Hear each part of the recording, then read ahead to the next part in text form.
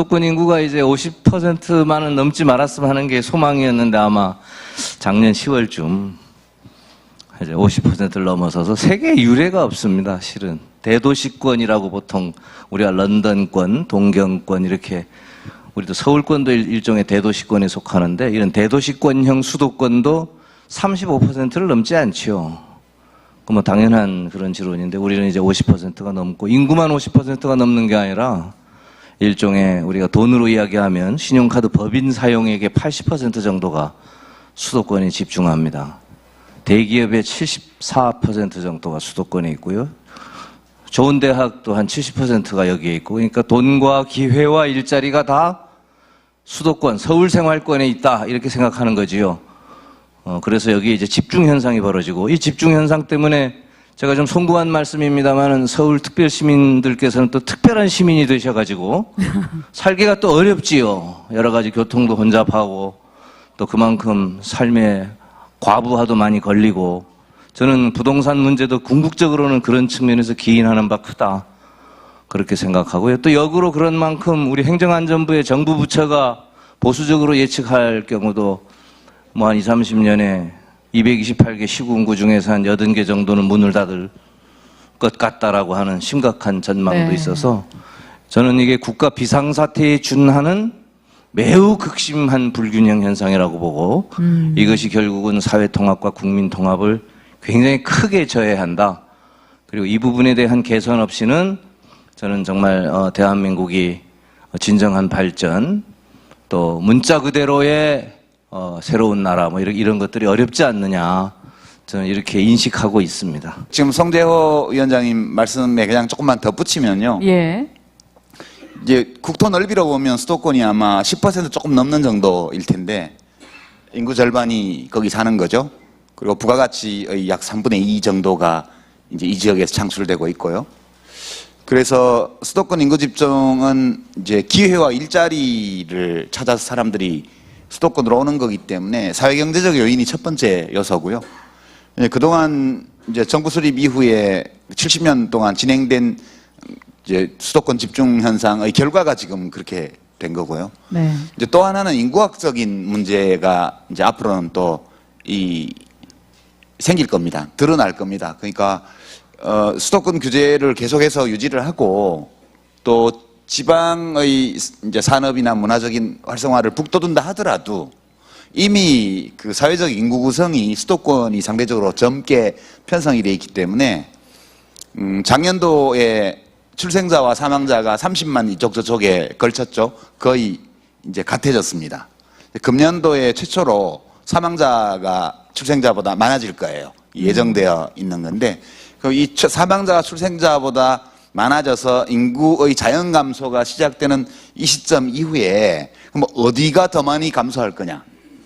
인구의 자연적 감소가 어디서 더 많이 일어날 거냐 하면 비수도권에서 이제 더 빠르게 진행이 되리라고 봅니다. 그래서 가만히 내버려 두고 더 문제를 사회경제적으로 악화시키지 않아도 수도권의 인구 비중은 인구학적 변화 때문에 앞으로 더 높아질 걸로 예측이 되어서 적극적으로 정부와 사회가 국가균형발전 정책을 세우고 집행해서 좀 막는다면 네. 지금 50대 50으로 되어 있는 이걸 유지하는 선이라도 할 수 있다면 우리가 한 10년 후에 혹은 20년 후에 그 정도 유지가 된다면 국가균형발전 정책의 성과가 크다. 네. 이렇게 우리가 말할 수 있을 것 같아요.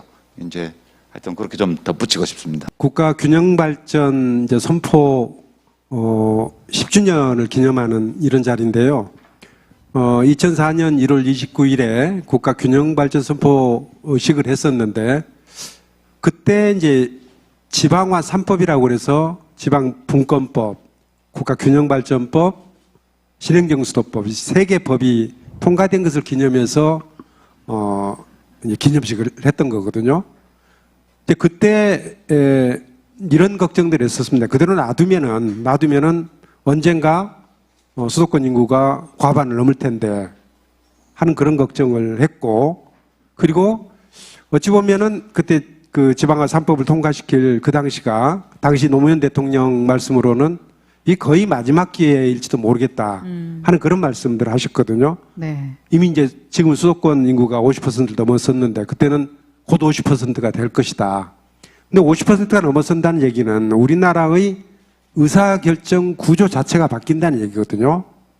그때만 하더라도 지방 인구가 50%를 넘어서고 국회 구성도 지방 원수가 더 많고 그런데 이제는 수도권 인구가 50%를 넘어서고 더구나 수도권은 경제력도 있고 여러 가지 측면에서 앞서 있기 때문에 힘이 세단 말이죠. 그리고 국가 의사결정 구조를 담당하는 분들이 수도권에 또 많이 계시고 그래서 의사결정 구조 자체가 이제 그때만 하더라도 국가 균형 발전이나 지방화를 얘기하기에 그래도 나은 분위기였는데 이제 수도권이 50%가 넘어서게 되면은 이제 국가 균형 발전을 얘기하는 것 자체가 갈수록 더 힘들어진다는 얘기죠. 그래서 어찌 보면 그때가 마지막 시기가 아닌가 이런 생각으로 때 정말 어렵게 법을 통과시켰거든요. 그래도 그 3개 법이 시행이 되고 그 법에 따라서 세종시도 건설되고 10개 혁신도시도 건설되고 이런 움직이기 때문에 50%가 수도권 인구 50%가 되는 시기가 그나마 좀 늦어졌다는 얘기가 될 수 있죠. 근데 지금 이대로 놔두면은 우리나라 국가 발전이라는 측면에서 봤을 때 정말 바람직한 것인가 앞으로 좀 얘기가 되겠습니다만 이번에 코로나19 사태를 겪으면서 우리가 자본주의에서 앞선 나라들 산업화 도시화가 앞선 나라들이 코로나19에서 제대로 대응을 못하는 모습을 지금 보고 있거든요. 그러니까 한데 모여서 집중의 이익이 커지는 시대가 어찌 보면은 지금 거의 마무리되어 가고 있는 것 아닌가. 지식 정보화 사회에 접어들고 산업화와 도시화가 이제 여러 가지 문제점을 나타내는 이런 시점에 그 문제점을 가장 크게 겪고 있는 나라가 우리 대한민국인데 이 시점에서 국가 균형 발전 문제는 다시 한번 좀 생각해 볼 필요가 있다 하는 생각을 말씀드리겠습니다. 예, 앞에 세 분이 말씀하신 것처럼 아주 극심한 상태에 있습니다. 사실 이 국토를 이 개인의 그 사람의 건강에 비유를 하자면 네. 아마 수도권의 상태는 아마 이렇게 고도비만 상태가 아닌가 이렇게 진단하고 있고 예. 지방은 또 영양실조에 걸려서 저체중으로 아주 어려운 뭔가 이게 확 그래서 와닿는 국토 전체가 예. 질병의 상태에 도달해 있다 이렇게 보는 게 맞지 않겠나 생각합니다. 뭐 선진국들이 이런 어려움을 겪었는데 겪고 또 문제를 해결하는 선제적 활동들을 했는 나라가 아까 송 원장님 말씀하신 대로 일본 같은 경우 34%밖에 되지 않고 프랑스 같은 경우도 유럽에서 아주 그런 활동을 많이 했는데 해왔는데 18%라고 막 야단인 거예요. 네. 근데 우리는 이제 50%가 되도록 국민들도 그렇게 크게 관심이 없었고 정치권에서도 그렇게 이제 특정한 정치하는 사람 중에 일부가 관심이 있어가지고 국민들이 호응을 한 결과인데 이제는 좀 더 심각한 상태로 가야 된다. 그게 아마 다른 나라의 그 심각한 정도의 수준에 비교하더라도 그게 뭐 엄청나죠 우리나라가. 네. 전례가 없는. 시급하다는 답변을 하기를 기대하는 거죠. 답정론가요? 예. 네. 저는 평생 한 30년 정도로 국가 공무원으로 일하다가 이제 지방정부에서 일을 하는데, 이번 코로나19 대응할 때 여러 가지 생각들을 하게 되는데, 우선 전 세계적으로 우리나라가 대응을 굉장히 잘했다는 평가를 하고 있는데, 첫 번째는 문재인 대통령의 지도력 하에 어쨌든 국가적 차원에서 그때그때 기민하게 이렇게 정책들도 마련해서 이끌고 나가고 있는데 실제 현장에서 그걸 뒤따라주지 않았다면 이게 제대로 됐겠느냐. 근데 현장에서 정부 지침대로 실행하려고 보니까요. 현장 여건에 맞지 않는 것들이 굉장히 많아요. 예를 들어서 정부 정책을 만들게 되면은 대도시, 중소도시, 농촌 똑같이 적용이 되는데 대도시에 적합한 정책이 중소도시나 농촌에 그대로 적용해가지고 맞아떨어지질 않거든요. 네.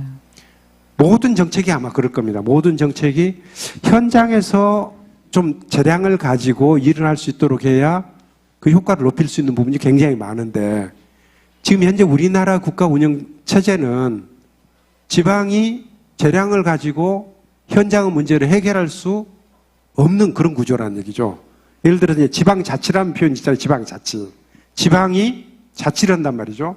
스스로 규칙을 정하고 그 규칙에 따라서 일을 하는 구조를 자치라고 그러는 건데 지금 현재 현행 헌법에 따르면은 우리 지방 정부가 지방 정부라고도 하지 않고 지방자치단체라고 부르는데 지방 정부가 나름대로 그 시민들이 따를 규칙을 정해서 따르도록 하는 그 규칙을 정하는 권한이 없어요.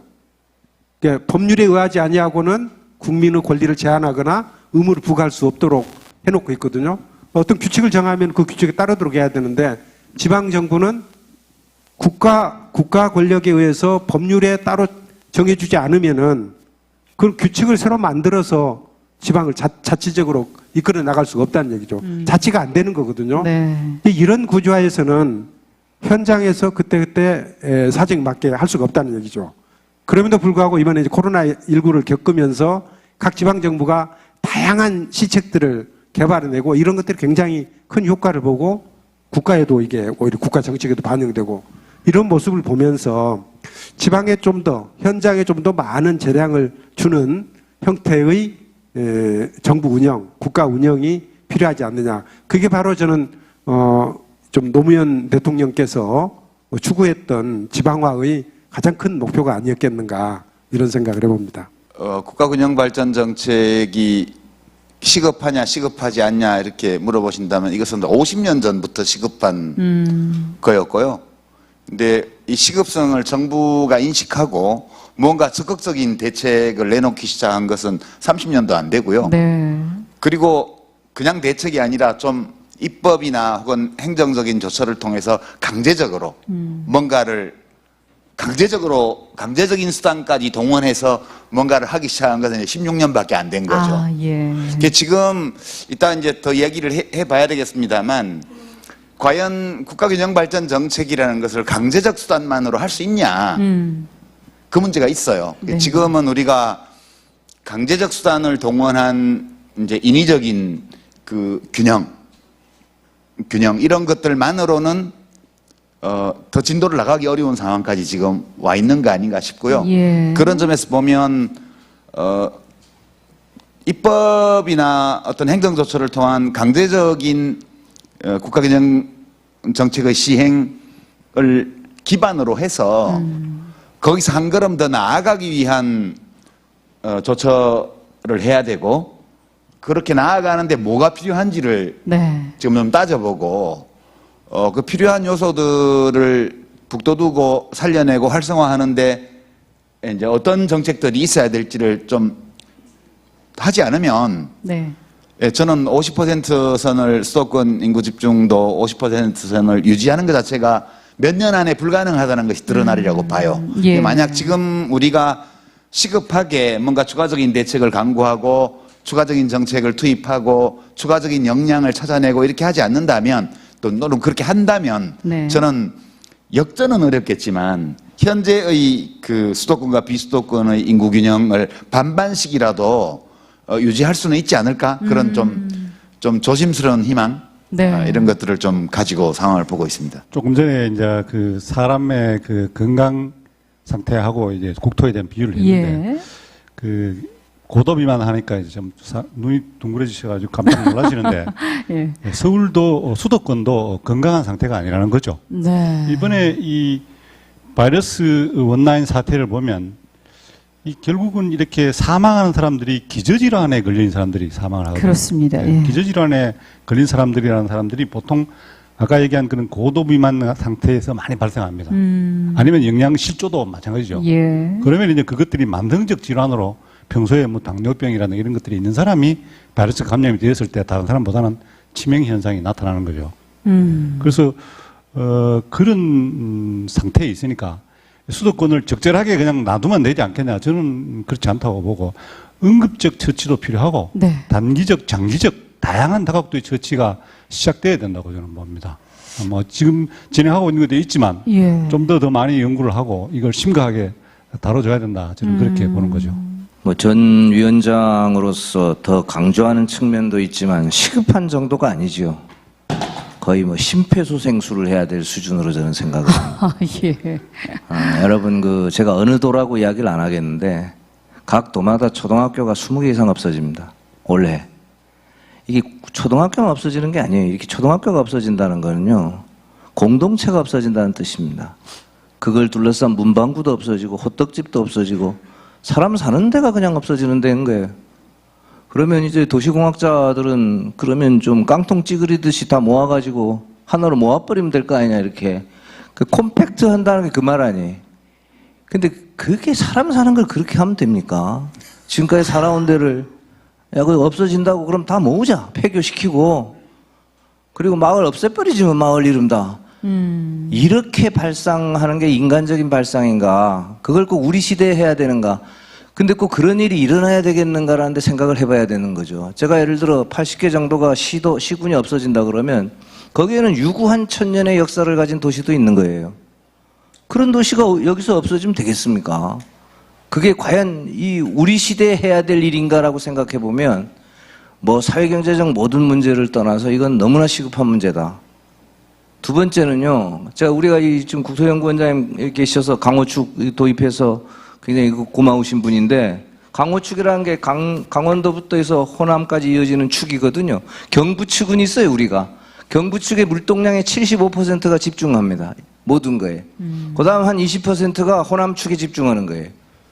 그런데 강호축에는요, 여러분 생각해 보세요. 강릉하고 광주에 어떻게 가시는지 아시겠어요? 혹시? 이게 뭐 경조사도 안 다녀요. 이게 무슨 사돈관계도 없고 뭐 강릉 출신하고 광주 출신이 서울서 만나서는 결혼하는데 자기네들끼리 교류가 없습니다. 군산, 장항 이쪽 전주에서 울산, 포항에 안 가면 다 안 가. 아예 또 어떻게 가는지도 모르고. 제주도는 가는데. 네, 제주도 가는데. 그러니까 이 좁은 나라, 이게 넓지도 않은 나라잖아요. 무슨 미국처럼 광대한 나라도 아니고. 아니, 조그만 나라에서 이런 나라가 어디 있어요. 우리끼리 이야기를 해보면. 이게 국토의 예를 들어 제가 효율이라는 단어를 안 쓰더라도 최적의 적정한 관리, 적정한 삶의 수준을 위해서도 이것만 잘 해도 저는 이런 체계만 잘 갖춰도 저는 우리가 필요한 일정한 고용, 우리가 필요한 일정한 성장을 어렵지 않게 저는 얻을 수 있다고 봅니다. 네. 굉장히 시급하다. 그 2004년부터 지금 16주년인데 이제 앞에 한 3주년까지는 네. 뭐 열심히 했다고 보고요. 그 다음에 한 13주년 될 때까지는 마지못해서 하는 신용만 했고요. 아니 뭐 이거 저는 있었던 그대로 말씀드리는 거예요. 네. 그 못하게 하거나 심지어는 마지못해 그냥 법으로 하도록 돼 있는 거를 해나가고 그 진도를 늦추고 뭐 그런 기간이 한 9년 지속되었고요.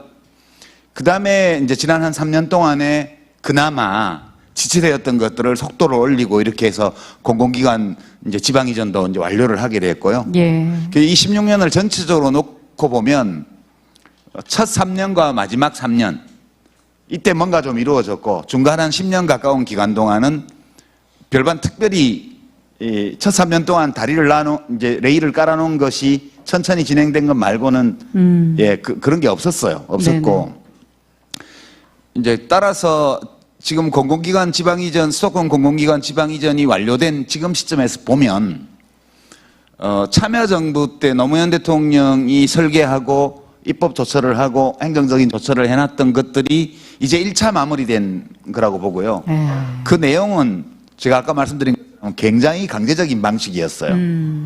그러니까 수술을 안 받겠다는 환자를 억지로 침대에 눕혀놓고 가족 동의 받아가지고 그냥 강제 시술을 한 거예요. 그게 대표적인 게 수도권 그 공공기관 지방 이전은 그냥 대통령의 행정적 권한으로 그냥 밀어붙인 거거든요. 그게 뭐 공공기관장들이 가고 싶겠습니까?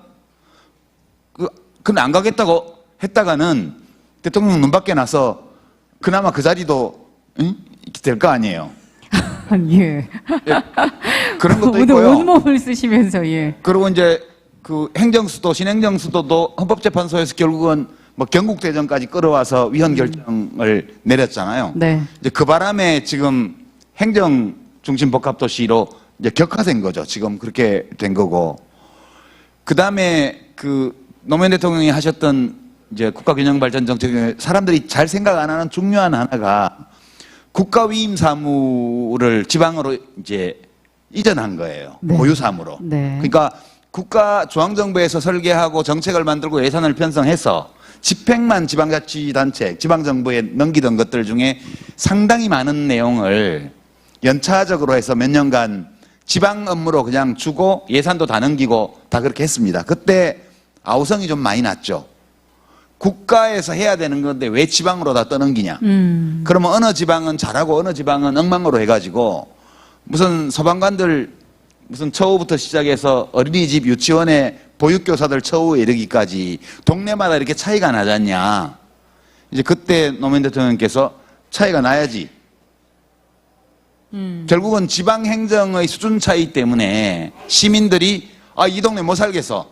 저쪽 동네 잘한다는데 나 저기 가서 살래. 이렇게 할 수 있는 수준까지 경쟁이 일어나야 지방행정 발전과 혁신도 되는 거 아니냐 해서 사실 지방자치단체, 지방정부에서 별로 원하지 않았던 업무까지도 굉장히 많이 떠넘겼거든요. 네네. 그것도 제가 볼 때는 절반 강제적인 방식이었고요. 그 밖에도 소소하게 보면 그 소소한 것들은 예전에는 사업을 지방정부에다가 지침을 줘서 네. 중앙정부에서 준 지침에 따라서 사업을 기획을 하고 예산 신청을 하면 주는 이런 방식에서 부분적으로는 아예 주머니를 하나 따로 만들어가지고 제가 있던 부처 얘기입니다만 보건복지부 같은 경우는 아예 3천억 원을 한 줄짜리로 예산, 뭐 지역서비스 혁신사업 이렇게 해서 한 줄 써놓고 아무 사업 내용도 없이 몇 천억을 예산 편성을 했어요. 예. 그때 국회에서 뭐라 그랬냐면 무슨 예산안이 이러냐.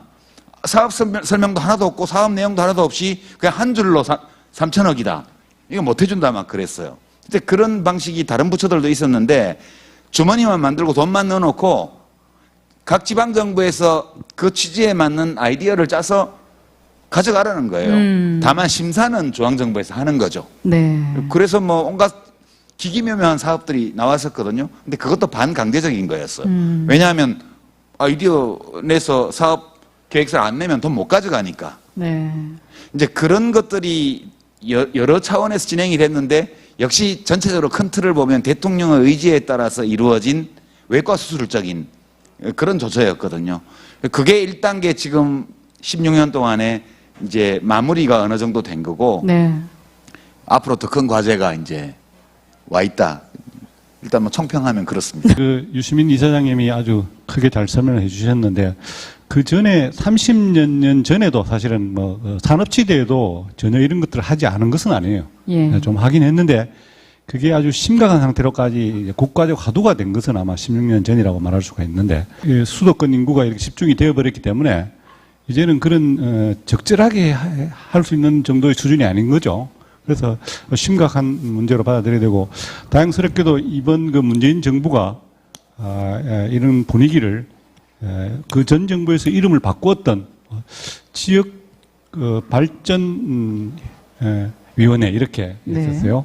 균형을 뺐죠. 네. 균형을 잃어버린 거죠. 그게 옛날 산업시대에 추구했던 가치를 그대로 이제 돌려서 5+2 뭐 광역 경제권 이런 걸 이제 추구하고 했는데 물론 이제 수도권이나 이런 데에 있는 사람들에 대한 어떤 배려도 어느 정도 필요한 부분이 있긴 하지만 그러나 우리가 균형이라는 추로 보고 국가가 이 문제를 심각하게 다뤄야 된다. 그리고 그걸 이제 법을 바꿔서 다시 국가균형발전위원회로 이렇게 했고 또 이제 서서히 발동을 걸어가기 때문에 잘 될 것이라고 저는 보고 있습니다. 저는 좀 별로 만족스럽게 생각하지를 않습니다. 네. 그때 이제 그 했던 게 세개법인데요. 신행정수도법, 지방자치법, 지방분권법, 국가균형발전법인데 먼저 이제 신행정수도법을 보면은 아까 유시민 지사장 말씀하신 대로 위헌 결정이 나서 행정중심 복합도시로 그야말로 반토막 난 거죠. 뭐 국회도 옮기고 청와대도 옮겨야 되는데 그걸 못한다 이렇게 돼버렸기 때문에 완전히 반토막 나 있는 거고. 그리고 이제 이명박 정부, 박근혜 정부에서는 이 도시 건설 자체를 그렇게 탐탁하게 생각하지 않았기 때문에 이제 정부가 해야 될 일이 있고, 예를 들어서 뭐 정부 부처 옮기는 거라든지 이런 것도 정부가 해야 되는 일이고, 또 LH공사가 기반시설 깔고 토목공사하고 이런 것들을 해야 되는 거고, 민간에서 이제 아파트 짓고 이런 걸 하는데, 그러니까 뭐 아파트 짓고 이런 것은 그대로 됐단 말이죠. 근데 기본적으로 정부가 해야 될 일들은 제대로 안 해버린 거죠. 우선은 그 혁신도시와도 관련이 돼 있는데, 그때 이제 노무현 정부 때 한 것은 서울에 이제 뭐 외교라든지 군사라든지 또 통일이라든지 이런 업무를 놔두고 나머지는 다 옮기자 그랬는데, 그 후에도 많은 기관이 새로 만들어졌는데 그게 어디에 주로 만들어졌느냐? 서울에 주로 만들고 말았거든요. 그게 정부 청사 옮겨가니까 정부 청사 자리가 빈단 말이에요. 그러니 거기다 새로 만들어요. 그게 이제 어떤 의미에서 보면은 그 법의 기본 정신에 위배가 되는 거거든요. 법에 따르면 이제 수도권을 만들지 말고 그 성격에 따라서 행정기관들은 세종시에, 혁신도시에는 관련 공공기관들 내려보내라 했는데, 그 이후에 만들어진 모든 공공기관들이 주로 수도권에 다 만들어졌단 말이죠. 네. 그러니까 그거는 뭐 그 취지가 제대로 살려지지 않은 거고, 그 지방자치도 여러 가지 이제 뭐 고난의 이양 문제라든지 이런 것들도 많이 추진됐지만, 지방자치와 관련된 아주 기본적인 틀을 잡아놓고 있는 게 헌법이고 개헌도 안 됐고, 또 지방자치법인데 지방자치법은 지금 이번 국회에 통과되기 좀 어렵다고 보는 거죠. 지방자치법 아주 기본적인 것들도 지금 안 되고 있고, 그래서 실제로 지난 16년 동안 처음에 그렸던 그림 일부 그것도 아주 어설프게 만들어진 것이고, 지금 이 상태에서 그래서 뭐 우리가 이제 우리 기념식을 하잖아요. 기념을 하는 것은 네. 뭐 때문에 하느냐? 그때 16년 전에 우리가 무슨 생각을 하고 있었던 것인지, 뭘 하려고 했던 것인지 우리가 잊지 말자. 네. 잊지 말고 제대로 한번 해보자 하는 그런 뜻에서 우리가 기념식을 하는 거거든요. 잊지 말고 좀 제대로 해봐야 될 것 같은데, 우리 김사일 위원장님께서도 할 일이 많으시고, 우리 송재호 전 위원장께서 이제 뭐 국회의원 당선자 되셨으니까 국회 가셔서 여태까지 못한 것 좀 많이 좀 해주십시오. 저도 이제 한 말씀 드리면 이제 자연스럽게 드릴 수 있는 게, 실질적으로 여기 앉아 있는 유시민 이사장님 빼면 한 5분의 1 정도만 있는 것 같고, 나머지는 절대 책임자들입니다. 준희 시장님도 그러니까 세종시 건설 책임자셔요. 그 전에 행복청장을 하셨으니까 이제 비껴나실 수가 없는 거고, 저야 뭐 균형발전위원장을 했으니까 뭐 당연한 거고, 이제 김사일 위원장은 현직이시니까 뭐 이제야. 근데 이게 얼마나 심각하냐면요, 이건 이제 이야기를 좀 드려야 되는 게, 수도로 해야지요.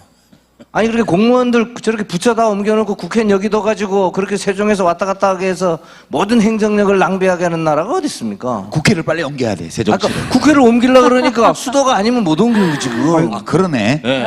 아니 지금 그거는 국회 세종의사당 그러니까 건축비 예산이 지금 10억 원이 반영돼 있어요. 그러니까 아니 근데 이게 상임위 정도는 그래도 가서 해야지 않겠냐는 취지지, 국회 본회의는 여기서 열리게 돼 있습니다. 수도가 서울이기 때문에. 그래서 개헌해서 수도는 서울로 하는 건 좋은데 행정 수도는 세종으로 한다 하면 되는 겁니다. 꼭 수도 자체를 아주 그냥 서울에서 옮기는 게 서러우면, 그런 섭함이 있으면, 그러면 대통령 직무실도 세종에 해야 될 거 아닙니까? 그러면 지금 대통령께 보고 드리러 모든 장관이 그렇게 서울에 제가 며칠은 죄송한데 며칠 사는지 모르겠는데 며칠씩 여기 살아서 되겠습니까 이게? 아니 그러니까 제가 왜 말씀드리냐면, 우선 노무현 대통령께서 이거는 거의 당신께서 아마 외과 수술을 하고 싶어서가 아니라 안 하면 안 된다는 절박한 괴로움으로 하셨겠죠. 그러니까 행정수도 만들어야 된다. 거기 그렇게 해놓고 일단 국토 중앙에 수도라도 해놔야 인위적으로. 프랑스 같은 데는 예를 들면 우리 서울대학을 저 국토 끝으로 보내잖아요. 해남 같은 데로 보내는 거예요. 그렇게는 못하더라도 좋다.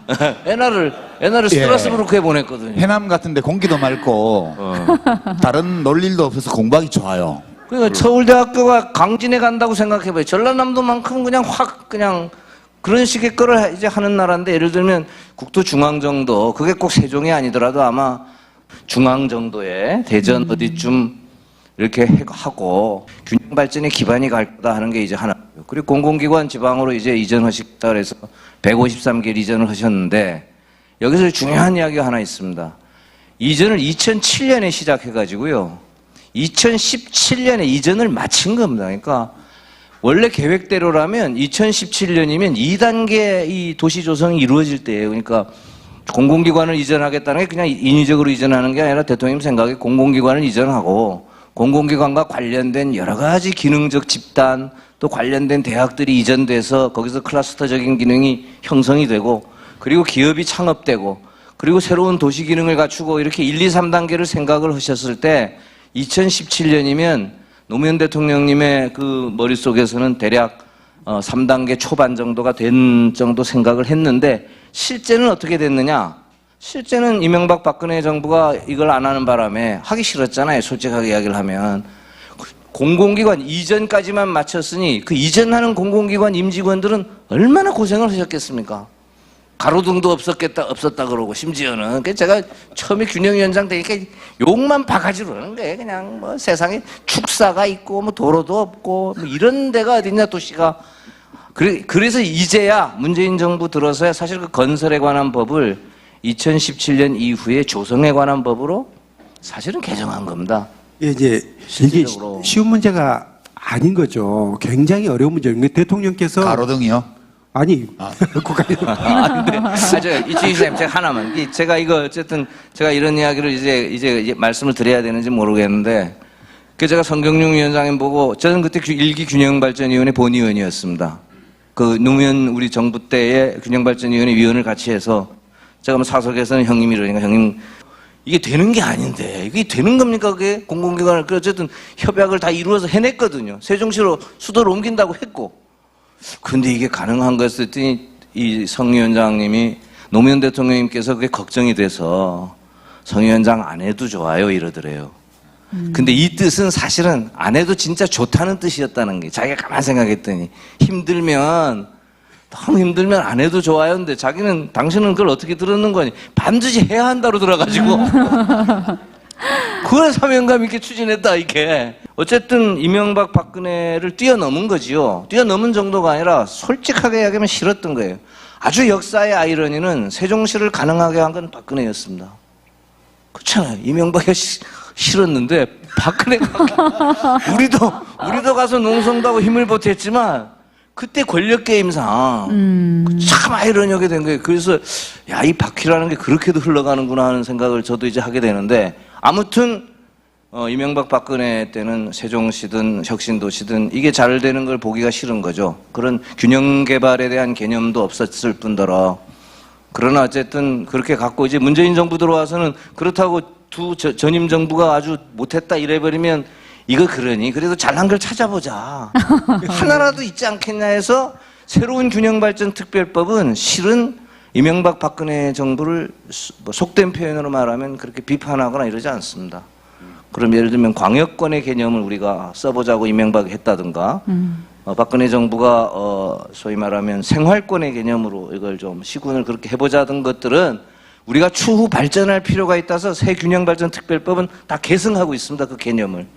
그래서 어떻게 생각하면 좀 문재인 정부 들어서는 우리 대통령님의 그 성격 또 품성 또 이 퍼스널리티도 그렇지만 예. 좀 통합적 성격으로 가고 있다. 발전의 기반들은 이렇게 충분히 있다 이렇게 생각을 하셔도 될 것 같아요. 이 질문 안 드렸으면 어쩔 뻔했습니까 우리 송재우 당선자께서. 근데 예. 어쨌든 제가 모셨던 또는 그런 대통령님이어서가 아니라 이 노무현 대통령님이 탁월한 식견을 가지셨던 분이었고 정말로 외과 수술을 그 법 가지고 하신 거예요. 법 4개죠. 그렇죠. 그게 잘 됐으면 아마 지금 이춘희 시장님 학자들이 삼할자치라 그러거든요. 세상에 지방정부를 단체라고 하는 나라가 어디 있습니까? 세상에 단체라 그래 세종시를 갖다가 바꿔야 돼요. 예, 그러니까 개헌해야 되는데 정부로 좀 인정을 좀 해주십시오. 그러니까 그 단체에 그래도 한 30%는 되지요. 제가 그랬더니 30%는 무슨 30% 말이 한 5, 6%나 대까만큼 한다고 권하니. 균형발전 선포식 때 대통령께서 이런 말씀을 하셨거든요. 우리 이제 역사를 쭉 보면은 다 서울로 좀 계속해서 가던 그 큰 흐름을 바꾸는 거란 말이죠. 그러니까 이게 갑자기 서울로 가던 길을 서울에서 다시 내려가는 것 쪽으로 바꾸는 흐름을 바꾸는 건데 이게 어디 쉬운 일이겠습니까? 쉽지 않은 거죠. 이게 곳곳에 저항이 있는 거죠. 그러니까 뭐 여야 간에 이렇게 의견이 다른 부분 이런 부분도 있지만 수도권과 지역 아니면 기득권과 또 비기득권 각 분야에 걸쳐서 저항이 굉장히 많은 겁니다.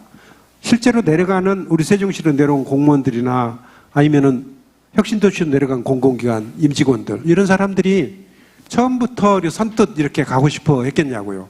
그러니까 여러 가지 굉장히 어려운 그런 물길을 바꾸는 정도 어려움이기 때문에 이게 시간도 걸리는 문제고 인내심도 필요하고 그리고 그렇지만 한번 바꿔놓으면 물길이랑 바꿔놓으면은 어느 순간 속도도 붙고 그렇게 해서 만들어지는 거죠.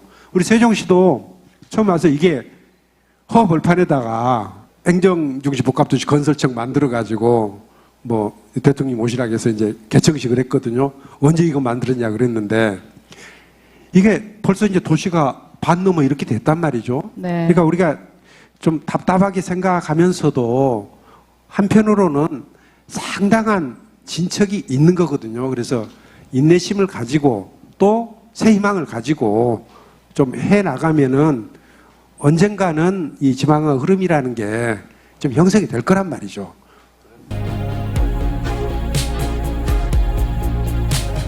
우선 문재인 정부 첫 3년 동안 보면 이제 참여정부 때 하려고 했던 것을 일단 마무리하는 거 거기 초점을 두고 3년간 해왔다고 보고요. 뭐 아주 새로운 걸 하진 않았어요.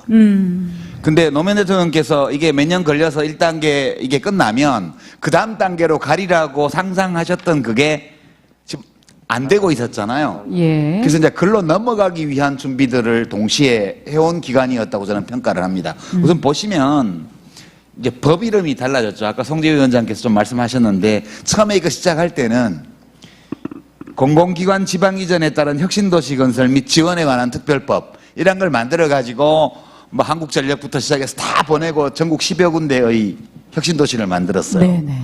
근데 이 혁신도시 만든 데는 되게 이번 총선에서 민주당 후보가 됐더라고요.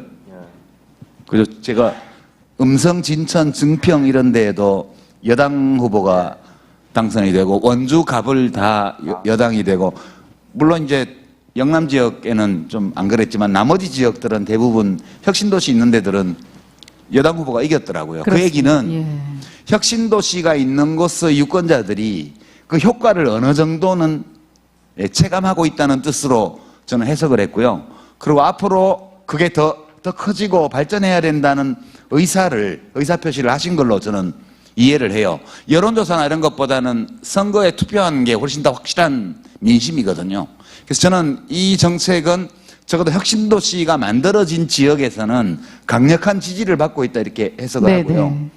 그래서 이제 문재인 정부 들어와서 법을 바꿨어요. 법 이름이 어떻게 바뀌었냐면 혁신도시 조성 및 발전에 관한 특별법 이거예요. 그러니까 참여정부 때 만든 이 법은 외과 수술을 위한 법이었어요. 외과 수술이요. 그러니까 고도비만 또 한쪽엔 영양실조 이렇게 돼 있는 것을 바로잡기 위해서 어쨌든 강제 시술을 한 거예요. 예. 그렇게 해서 응급조치를 했는데 그거 가지고는 건강해지지를 않죠. 건강해지려면 식습관도 바꿔야 되고 운동도 적절히 해야 되고 뭐 기타 정신적인 어떤 건강을 위한 활동도 해야지만 그 사람이 건강해지는 거죠. 그렇죠. 그래서 이 법이 이렇게 바뀐 거는 이제 수도권에 있던 인프라나 시설이나 권한이나 이런 것들을 지방으로 막 보내는 단계에서 이제 지방에서 받은 것을 미천으로 삼아서 자체의 혁신 역량과 발전 역량 이런 것들을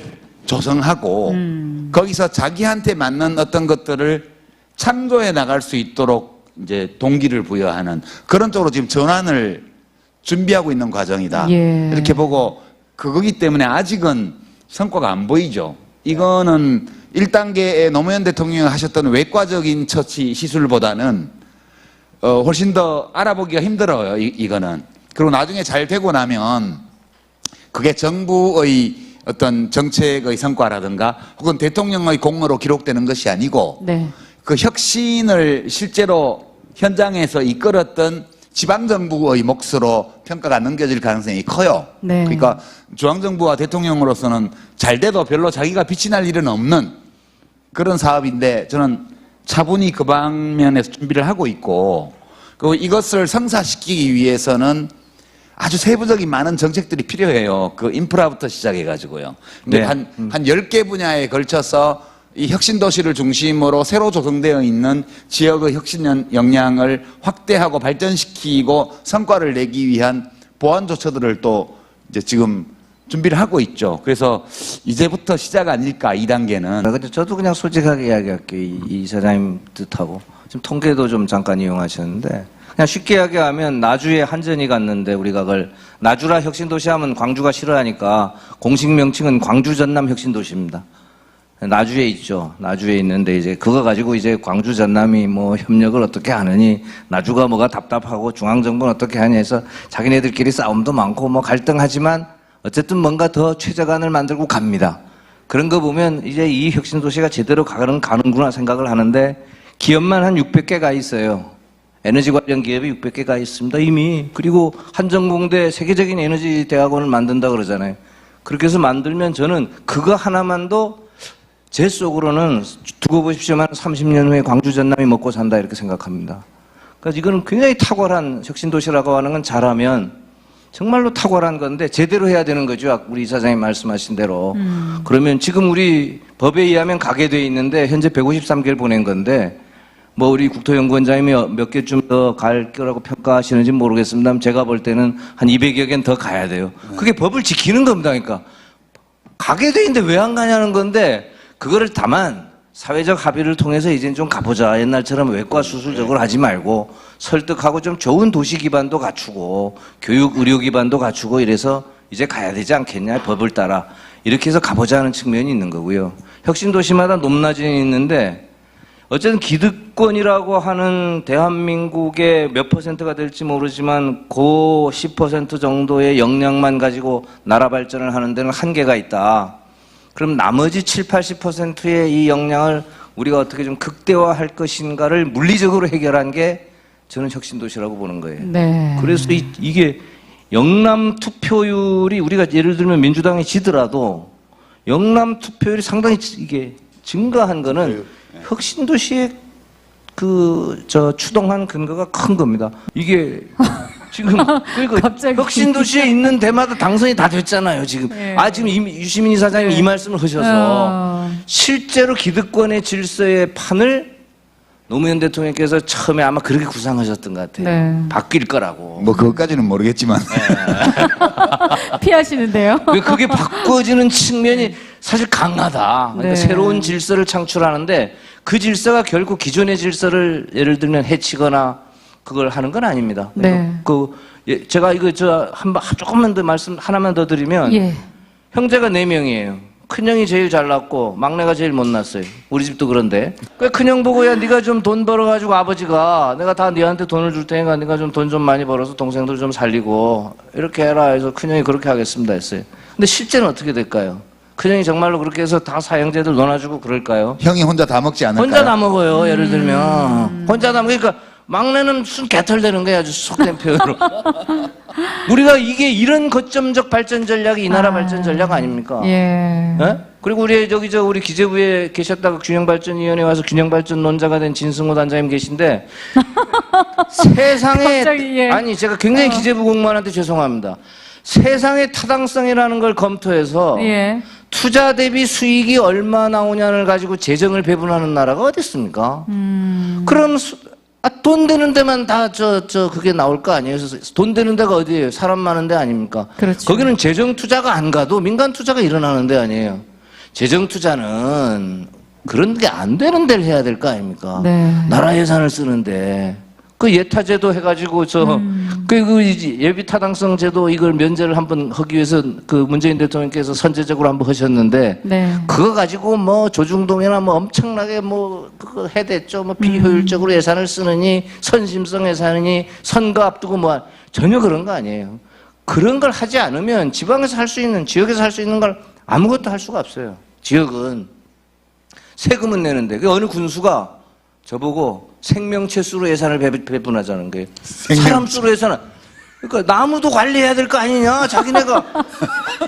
아니 나무도 관리해야 되고 저 거기 있는 야생동물도 관리해야 되고 그 관리를 포기할 수가 없는데 예산은 그냥 사람 수대로 돈 되는 수대로 줘버리면 되느냐. 그러니까 생명체 수대로 예산을 배분하는 제도를 빨리 균형발전위원장이 만들라 그래서.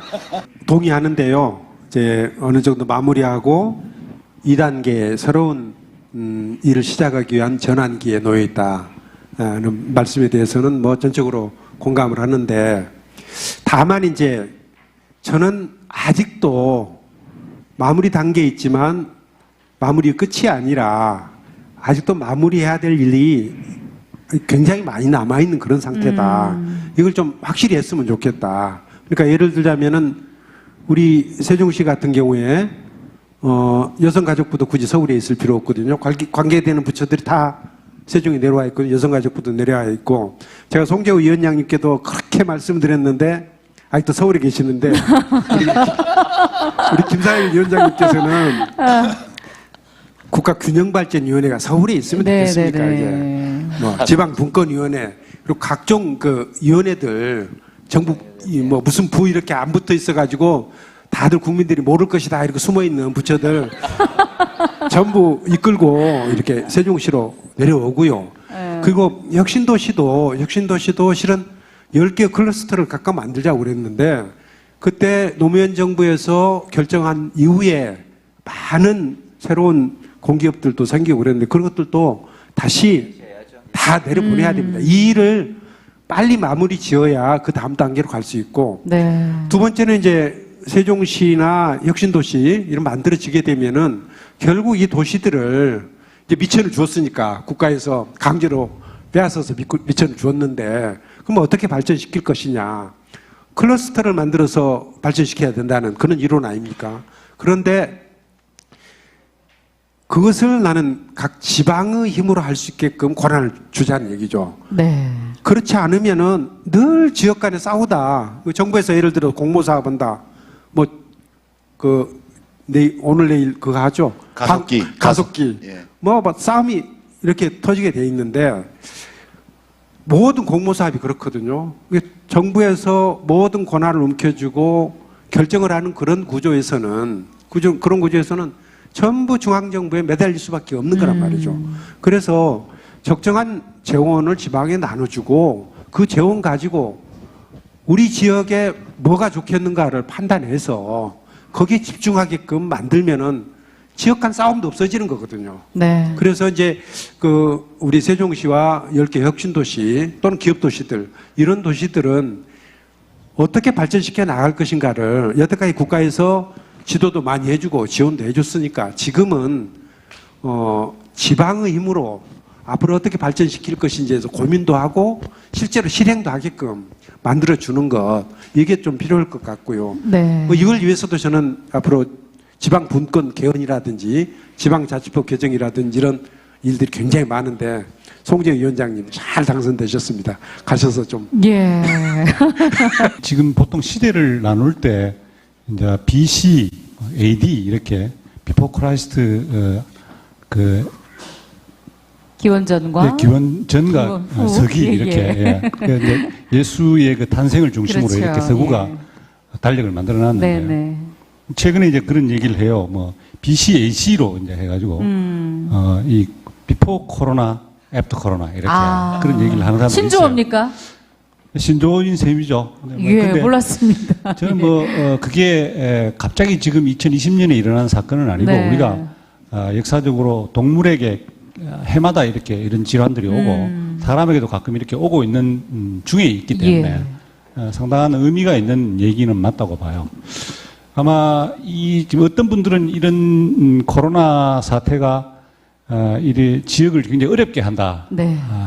그런 경제 격차가 더 심해질 거다. 이런 얘기도 하시고 해요. 그래서 아마 그런 대비들 우리가 해야 되고 아마 저는 그런데 이제 이 서울에 3일 살고 대구에 대학 강의 때문에 또 이틀 대학 예. 캠퍼스에 가고 또 이틀은 시골에 이제 군위에 사는데 제가 이제 참을 저부터 왔으니까 한참 이제 뭐 대구 사람들 경계할 때 제가 얘기를 왔죠, 서울에. 예. 그래 왔는데 이 서울에 오면 좀 걱정이 좀 많이 되고 대구는 좀 더 걱정이 좀 덜 되지만 그때는 또 코로나 때문에 걱정이 많이 되는데 시골에는 가면 아주 그 마음이 편하고 마음대로 이제 돌아다닐 수가 있는 거예요. 그래서 저는 만약에 우리가 이런 어려운 상황을 경험하면서 공공의료 서비스를 이렇게 시골에도 이렇게 갖추고 또 이런 디지털 환경들을 개선하고 하면 아마 저는 나이 든 사람들의 세상의 시골이 아니고 이제 바뀐 세상으로 가는 그 계기가 될 수도 있다. 이런 질환들로부터 자유로우려 그러면 몰려 살거나 아파트에 사는 건 아주 그건 치명적인 거거든요. 근데 우리나라는 또 땅이 좁지 않습니까? 네, 위로만 그래서 올라가죠. 이제 시골이 예. 비어 있으니까 시골은 비어 있으니까 지역이 시골로 비어 있는 내려가요. 데가 많으니까 그런 데를 가서 사는 게 맞고 그런 방향으로 아마 이런 디지털 뉴딜이 그쪽으로 가야 되지 않겠나 저는 네. 그렇게 생각합니다. 근데 우리 알겠습니다. 이 지금 앞에 이제 송 위원장님하고 다 말씀을 잠깐 했었는데 사실은 이 문재인 정부가 이 지금 지역 균형 발전을 위해서 하는 게 뭐 있느냐 저한테 와서 이제 기자들이 그걸 뭐 바로 얘기를 하더라고요. 너무 노골적으로. 그래서 저도 뭘 한 게 있나 이렇게 해서 이제 우리 대답을 하셨습니까?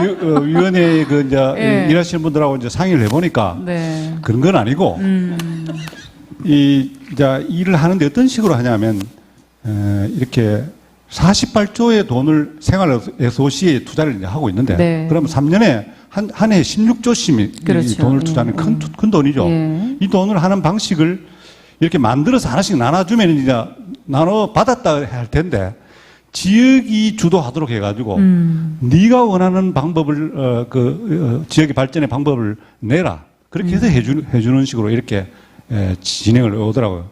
우리 아까 유시민 이사장이 말씀하는데 그러니까 이 정부나 이 대통령은 생색이 나지 않죠. 왜냐하면 지자체 단체장들이 그 발전안을 만들어 가지고 국고를 확보했다 이렇게 광고를 하는 거예요. 예.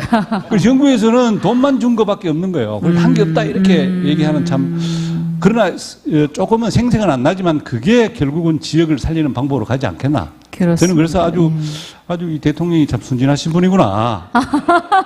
자기 프로파간다를 너무 안 하고 이렇게 예. 일이 되기만을 기다리는구나. 조금 생색을 좀 내셔야 될 생색을 안 것을. 내시는 방법으로 그러게요. 하고 있더라고요. 예. 그래서 지금 안 하고 있지는 않다. 그게 뭐 구체적으로 지역마다 다 있습니다. 48조니까 아주 큰 돈이죠. 그럼요. 예, 예. 예. 그렇게 돼 있고 우리 지금 이 정부가 또 아까 말씀한 대로 그런 거에 대해서 마무리하면서 어떻게 하는지 또 구체적으로 이렇게 우리 위원회에 대해서 이 시장님이 물으셨는데 너무 노골적으로 물으셔가지고 대답을 안 해드릴 수가 없네. 우리도 이제 남을 가게 하도록 지역에 가라 막 이렇게 얘기하면서 우리는 안 가고 그럴 수는 없잖아요. 그래서 우리가 얼마 전에 좀 비밀리에 우리가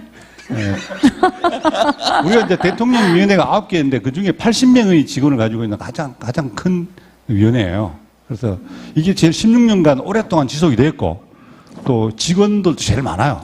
아주 우수한 분들이 많아요, 특히. 그래서 네. 이분들이 이 합의를 우리가 한 게 우리도 간다. 행정위원회로 만들어서 세종이 되든 어디든 간다.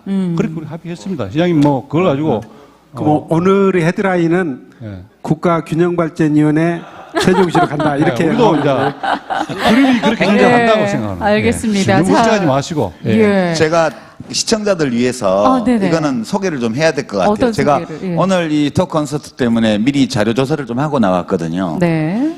그래서 저도 문재인 정부가 국가균형발전위해서 뭐 한 게 있지? 네, 그런 생각을 하면서 자료를 이렇게 들여다보니까 네. 이제 이미 뭘 했는지는 제가 아까 개략적으로 말씀을 드렸고요. 이제 코로나19 이후에 그러면 그 코로나19라는 것이 이 지역균형 발전에도 어떤 영향을 미칠까? 예. 그 점을 염두에 두고 지금 문재인 정부가 이제 말하자면 2단계 국가균형 발전 정책의 이제 중심 사업으로 선정해 놓은 게 10개가 있더라고요.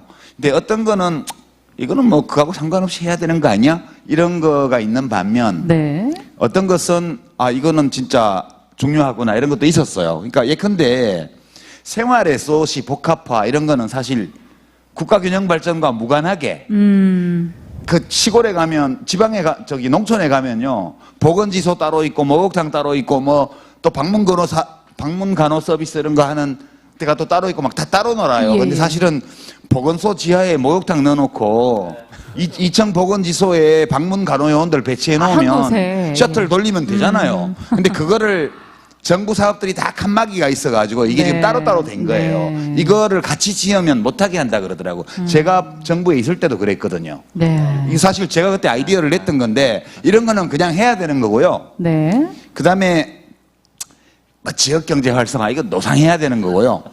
그다음에 초광역 협력 사업 추진. 그러니까 광역 자치단체들끼리 따로따로 이렇게 사업해서는 하나도 뭐 제대로 되는 게 없으니까 인접한 광역 단체들끼리 같이 이렇게 손잡고 컨소시엄 만들어서 네. 사업하는 것도 뭐 북돋운다 그러고 금융이 수도권에 다 매여 있으니까 그렇죠. 지방은행들이 다 망했잖아요. 그래서 지역금융을 어떻게 좀 더 새롭게 세울 거냐 이런 문제들은 사실 국가균형 발전 문제하고는 정책하고는 상관없이라도 해야 되는 거라고 저는 보고요. 중요한 거는 제가 이렇게 보니까 지역 거점 국립대학들을 살리는 이제 정책 네. 이거 좀 준비하고 있는 것 같고 이거 없이는 저는 지역의 어떤 코로나19 과정에서 우리가 이렇게 보면 네.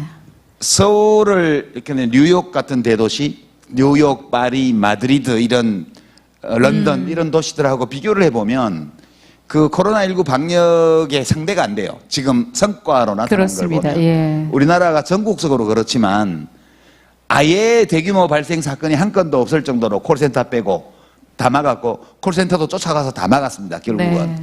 그러면 이 역량이 어디서 온 걸까 이렇게 보면 중앙정부에서는 기본적인 지침, 방향, 그다음에 기술적인 지원 이런 것들을 하고요. 네. 현장의 지방자치단체장이 지방정부의 책임자가 자기들이 보유하고 있는 일선까지 내려가 있는 이 공무원 조직을 최대한 동원해서 이걸 막아낸 거거든요. 네. 그러니까 저는 모든 사업들이 사실 이 모델로 가는 것이 맞다고 봐요. 네, 기본적으로 중앙정부에서는 큰 틀에서 방향을 제시하고 그다음에 지방정부들이 이걸 해나가는 데 필요한 인프라를 조성해주고 예. 그리고 어떤 사업을 어떤 방식으로 어떻게 할 것인가는 지방정부가 기업하고 손잡고 그렇게 하는 게 저는 맞다고 보고요. 그 점에서 보면 지금 지역대학 살리기하고 공공기관 추가 지방 이전 이거 지금 돼 있고요. 네. 이거 되게 중요한 거죠. 예, 예. 그 10년 동안 막 만들었잖아요. 수도권에. 이거 보내야 되고요. 세종시에 국회의사당 설치하는 거. 네. 그다음에 수평적 재정조정 제도 강화라고 알아볼 수가 없게 10번째 이걸 넣어놨던데요. 이거는 저는 이거 사실은 굉장히 중요한 사회적 의제가 돼야 된다고 보고요. 예. 이거에 대해서만 저희 평소 소신을 간단히 말씀드리는 걸로 이 문재인 정부의 균형 발전 정책 10대 추진 과제에 대한 소개를 마치려고 합니다. 이 예. 유시민 이사장님 말에 예. 제가 이 보충적 결론을 아, 예. 내드려야 자, 10초 드리겠습니다. 10초. 문재인 정부의 예. 후반기는 이런 거를 해야 되겠구나. 네. 같은 이야기를 제가 하는 건데 예, 예. 그걸 좀 이게 어쨌든 지방에 하게 해줘야 돼요. 아까 우리 세종시장님 이야기대로 분권하는 거죠. 지방에 하게 해주는 거고. 지방에 하게 해주다 보면은 이제 지방마다 차등이 생기죠. 네네. 균형발전위원회가 228개 시군구를 가지고 어디가 잘 살고 못 사는지 통계가 있거든요. 그걸 이야기를 안 할 뿐입니다, 지금. 쭉 예. 지금 해오고 있는데, 그럼 못 사는 그룹에 정부가 재정을 줘야죠. 잘 사는 데보다. 그게 수평적 재정이 뭐 그겁니다. 그러니까 그걸 독일 같은 데는 헌법에다 아예 명시를 해놔요. 그게 그렇게 간단한 게 아니고요. 네. 저 사실 이거 좀 강조하고 싶은데 네, 왜 오늘 이 시간이- 얘기를 하냐 예, 하면 이건 반드시 해야 되는 거예요. 정부가 이걸 꼭 하기를 바라는 마음에서 제가 이제 좀 네. 말씀드리는 건데요. 우리나라의 조세 체계가 잘못돼 있어요. 그러니까 원래 어떤 걸 국세로 하고 어떤 걸 지방세로 하냐 하면 시간의 흐름에 영향을 받지 않고 세수가 확보되는 거. 그다음에 경기의 영향을 덜 받는 거. 지역에 따라서 편차가 적은 거. 이런 걸 원래 지방세로 하는 거예요. 네. 안정적으로. 알겠습니다. 그다음에 경기 상황에 따라서 지역 간에 따라서 엄청나게 조세 수입이 차이 나는 거. 예. 이건 놔두면 지역 불균형이 너무 심해지기 때문에 국세로 해야 돼요. 알겠습니다. 근데 우리나라는 네. 흔히 부가가치세를 국세로 해놓고 그죠? 가장 안정적인 게 부가세잖아요. 소비에 매기는 거니까 사람 숨 쉬면 소비는 다 해야 되니까. 근데 그거에서 찔끔찔끔 잘라서 지금 주고 있는데 저는 유럽 스타일로 그러니까 부가세를 이거는 이제 중앙정부, 광역정부, 기초정부가 그 지역에서 발생한 부가세를 일정 비율로 법으로 나누도록 맞는 그렇게 말이야. 해서 자기 주머니가 어느 정도 돼 있어야 기획도 하고 그러지. 맨날 뭐 하려면 중앙정부에 돈 달라고 해야 되는. 그러니까 이거는 안 된다. 이게 제가 이제 아까 생활레소시 복합화 이게 너무 어려운 이야기인데 예. 어려운 이야기가 아니에요. 이게 너무 어려워서 국민들이 이야기 어렵습니다. 저도 현장에서 자꾸 뭐 선거운동할 때도 이야기를 해보면 무슨 말인지 유권자들이 몰라요. 이게 저 사람 무슨 말을 할까 하는데 쉽게 말하면 부처 14개가 국민생활과 관련된 뭐 목욕탕도 하고 뭐 아주 어린이집도 하고 뭐 체육센터 수영장도 하고 다 이러잖아요. 이런 거 플랫폼에 올려놓고 시군구마다 하고 싶은 거 골라가지고 찜해서 그거 하고 싶은 거 하라 이 소리 하는 거 아닙니까? 네. 그걸 네. 하게 해준다는 건데 문제는 그걸 종합적으로 할 수 있는 부처가 총리실 말고는 없는데 현재 국토부가 예를 들어서 나서서 문화부 것까지 할 수는 없으니까. 근데 총리실에서 그걸 할 수 있는 행정적인 총리실 그런 거 하라는 데는 아니잖아요. 아니, 그럼 이 그거는- 균형발전위원회를 대통령 자문위원회로 둬서 그걸 하게 하면 이거는 검찰이 손보면은 직권남용입니다. 그걸 할 수 있게 해줘야 돼요. 그러니까 예. 그걸 할 수 있는 위원회로. 그걸 하는 데가 어. 종합행정을 하는 지방정부입니다.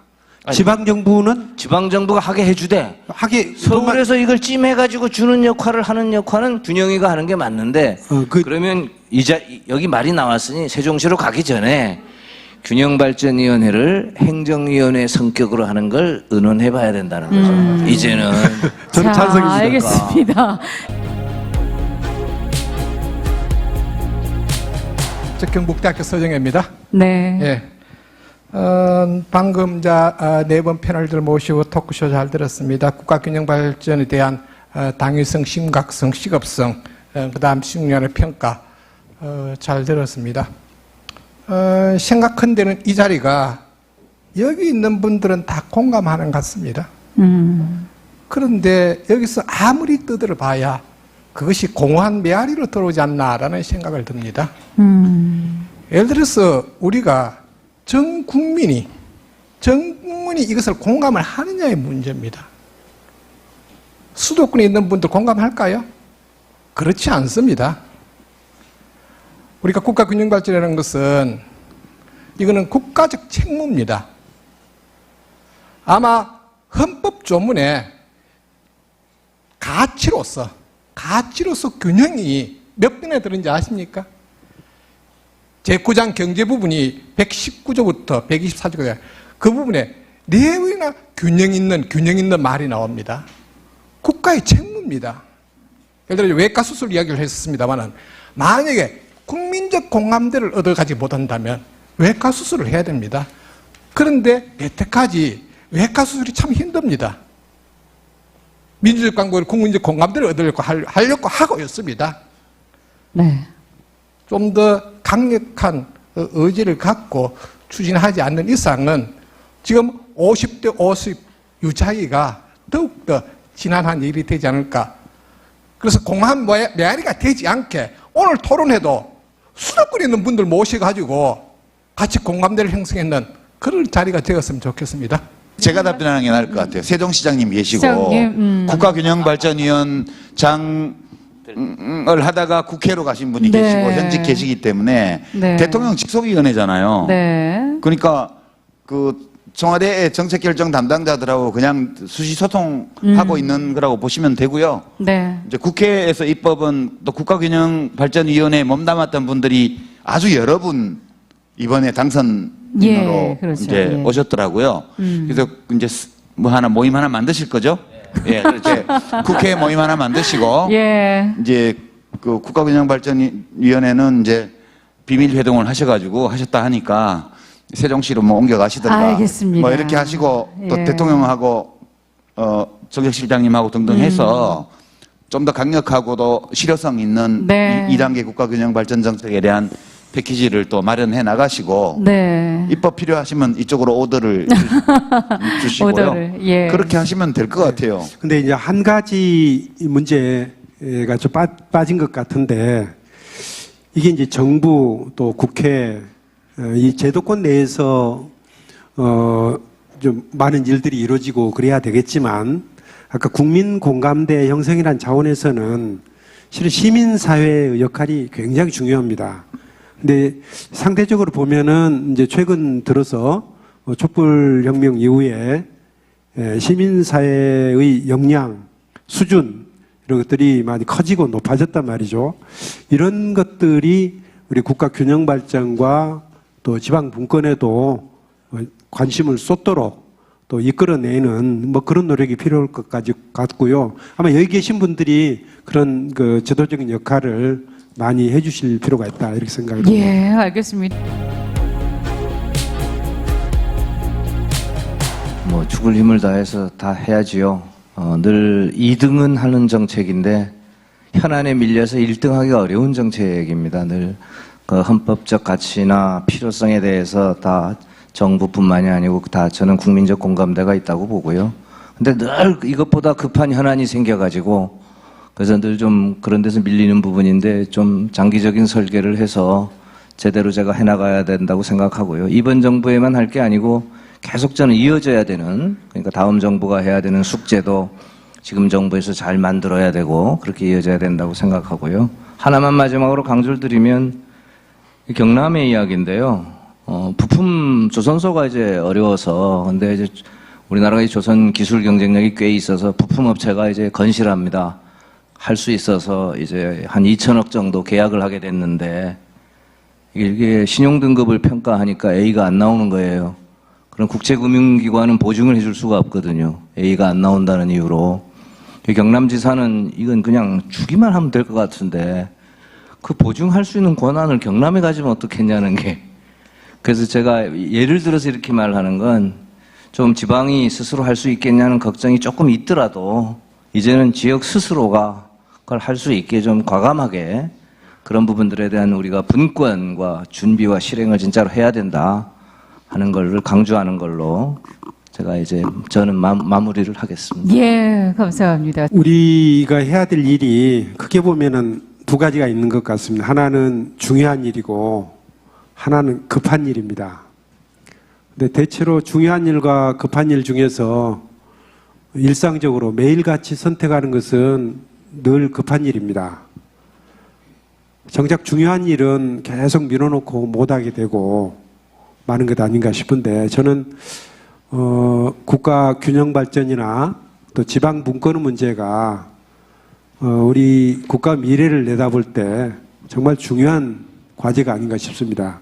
이번 코로나19는 집권, 집중으로 대표되는 산업화 도시화 문제가 제대로 터진 거라고 봅니다. 그래서 이게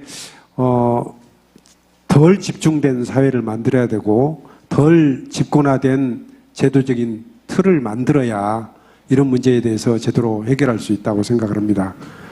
그렇게 볼 때 저는 우리 균형 발전의 문제, 지방 분권의 문제가 더 이상 그저 중요한 일로 계속 밀어놓지 않고 이제는 본격적으로 좀 달려들어서 좀 적극적으로 일을 해 나갈 때가 된 것 아닌가 이런 생각을 해봤습니다. 예, 저는 이제 마지막 말씀을 이 국가균형발전 정책의 미래에 관련해서 한 가지만 좀 강조해서 말씀드리고 싶은데요. 앞으로 어떨까 이렇게 생각해 보면 저는 괜찮을 거야 그런 이제 느낌이에요. 왜냐하면 이 세종 그러니까 신행정 수도 건설 공약을 그 당시 노무현 대통령이 후보 시절에 하셨는데 네. 그 공약을 하고도 수도권에서 이겼거든요. 그러니까 그리고 이번 총선에서는 이 2단계 국가균형발전 정책과 관련해서 정부가 추진하고 있는 중심 과제들이 쟁점이 안 됐어요. 근데 이제 그 두 가지 중에 하나인데 첫 번째는 야당에서 몰랐거나 이거 자체를 예. 알았더라도 이걸 이슈화해서 별로 득볼 게 없다고 판단했거나 둘 중에 하나죠. 근데 몰랐을 리는 없다고 봐요. 왜냐하면 없는 것도 가끔씩 만들어내는 분들인데 있는 거를 못 볼 리는 없잖아요. 그래서 그리고 이번 이제 이걸 일부러 쟁점화하지 않았을 것이라고 제가 추측하는 이유는 이거를 쟁점화를 했더라면 수도권에서는 좀 나았을 수도 있죠. 경우에 따라서. 그렇지만 이제 지방은 더 어려웠을 거고요. 그리고 수도권에서의 격차가 이 지방분권 국가균형발전을 계속 추진하는 정치 세력이 수도권에서 100대 20 이상의 103대 16인가요? 그렇게 완전히 압승을 거뒀지 않습니까? 결국은 수도권의 유권자들이 이 사실을 몰라서 그랬던 것은 아니거든요. 노무현 정부, 문재인 정부는 계속해서 국가균형발전, 또 지방의 활성화 이런 정책들 하고 있는 정당임을 잘 알고 있죠, 정부임을. 그래서 저는 수도권의 유권자들은 자기 자신의 어떤 이익 이런 문제뿐만 아니라 국가 전체의 이익이 무엇인가에 대해서 상당히 심도 있게 고민하고 있는 시민들이다 이렇게 생각하고요. 그다음에 이제 좀 수도권에서 먼 지역들의 유권자들의 경우는 이 정책이 우리 동네에 이익을 가져다 줄 것이라고 충분히 판단할 수 있으리라고 봐요. 특히 수도권 유권자들의 이 정책에 대한 이해도가 높다는 것, 이것이 이제 그래도 지금까지 어려움이 있었지만 앞으로 국가균형발전 정책의 미래는 그래도 밝은 편이다라는 희망을 좀 가지게 해주는 것이 아닐까 싶고, 그래서 이제 현 정부와 또 틀림없이 저는 다음 정부도 이 정책을 해나갈 정부가 들어서리라고 저는 이제 좀 조심해서 예측이 아니고 희망을 하고 있는데요. 그래서 전체적으로 보면 만족할 만큼 진도를 뺀 것은 아니지만 그래도 앞으로 어느 정도의 밝은 희망을 가지고 이 정책에 대해서 우리 국민들이 관심을 가지고 또 이렇게 기대를 할 수 있는 그런 조건에 있다. 그런 점을 마무리 삼아 말씀드리고 싶습니다. 알겠습니다. 국가 균형 발전도 사실은 정치적인 문제와 관련이 있는데, 그런데 조금 전에 이제 몇 분이 핵심 도시의 그 정치공학적 의미라든가 이런 것들을 너무 이제 자기중심적으로 해석을 하셨는데, 조금 우리가 지켜봐야 됩니다. 우리로서는 사실은 이거는 정치공학의 문제의 너머의 문제라고 보기 때문에 저는 뭐 그렇게 동의하지는 않습니다. 실제로 이 문재인 정부는 촛불 정부 아닙니까? 국민들이 촛불을 켜서 만들어준 정부인데, 오늘 이렇게 토론회로 이렇게 우리 얘기를 주로 이제 패널을 통해서 얘기를 하는 방식으로 하는 것도 우리가 유효하지만, 아까 저 질문하신 분처럼 우리가 그 시민들의 그 얘기를 듣는, 경청하는 그런 일들이 자리를 앞으로 자주 만들어 가겠습니다. 시민주권 시대를 요구했고 그걸 우리에 부응하고 국가균형 발전도 그런 식으로 해야 되는 게 아니냐라고 생각합니다. 우리가 지역 주도의 발전을 하고 또 지역 주도의 그 핵심에 이런 공간이나 이런 산업 외에 별도로 이 사람이라고 하는데 중심에 이렇게 우리 키워드를 뒀기 때문에 우리 지금 단기적으로 추진하는 일들에도 지역의 지역 거점 대학들을 지역 지자체와 핵심 브레인 풀로 사용하는 그런 것들을 우리가 추진하고 있기 때문에 아마 잘 진행이 되어 가기를 저도 소망합니다. 그리고 또 장기적으로는 결국은 그런 공공기관만 가는 게 아니고 기업들이, 민간이 이렇게 자발적으로 갈 수 있는 그런 환경으로 바꿔갈 때, 아마 그건 정치적인 많은 결단들이나 도움이 필요하고 도움을 요청해서 이런 일들을 장기적으로 마련하는 일에도 열심을 다하도록 하겠습니다. 예. 감사합니다.